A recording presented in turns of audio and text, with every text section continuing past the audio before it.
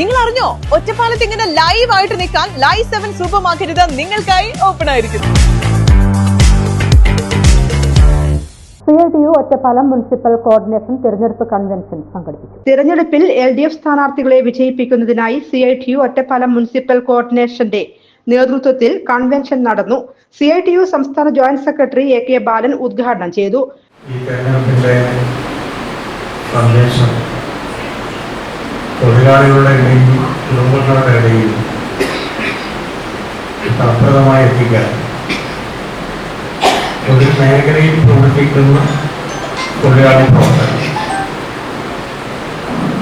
പ്രത്യേകം ശ്രദ്ധിക്കണം.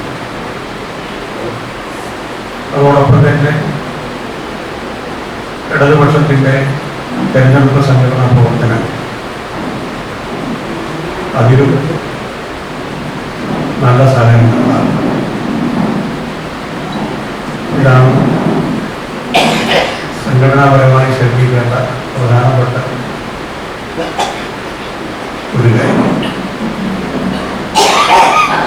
രാഷ്ട്രീയമായി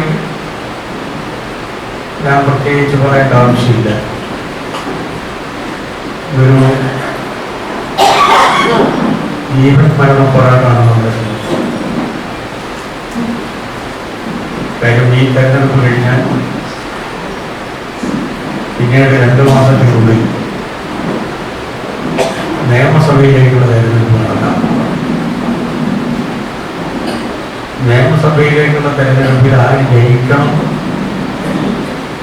എന്ന് തീരുമാനിക്കുന്ന തെരഞ്ഞെടുപ്പാണ്.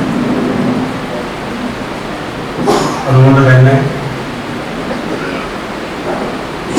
നമ്മുടെ ഗവൺമെന്റിന്റെ തുടർച്ച എന്ന നിലയിൽ ഇടതുപക്ഷ ജനാധിപത്യ മുന്നണി ഗവൺമെന്റ് വീണ്ടും അധികാരത്തിൽ വരാൻ പോകുന്നു. ഈ ഒരു സന്ദേശം ഈ തെരഞ്ഞെടുപ്പ് വഴി നൽകാൻ നമുക്ക് സാധിക്കും. കോർഡിനേഷൻ ചെയർമാൻ APM റഷീദ് അധ്യക്ഷത വഹിച്ചു. CITU ജില്ലാ സെക്രട്ടറി ഹംസ, നിർമ്മാണ തൊഴിലാളി യൂണിയൻ ജില്ലാ secretary Vijayan, area secretary Krishnadas, Ottapalam municipal coordination convener KV Santhosh, CITU ജില്ലാ കമ്മിറ്റി അംഗം MIA റസാഖ് എന്നിവർ പങ്കെടുത്ത് സംസാരിച്ചു.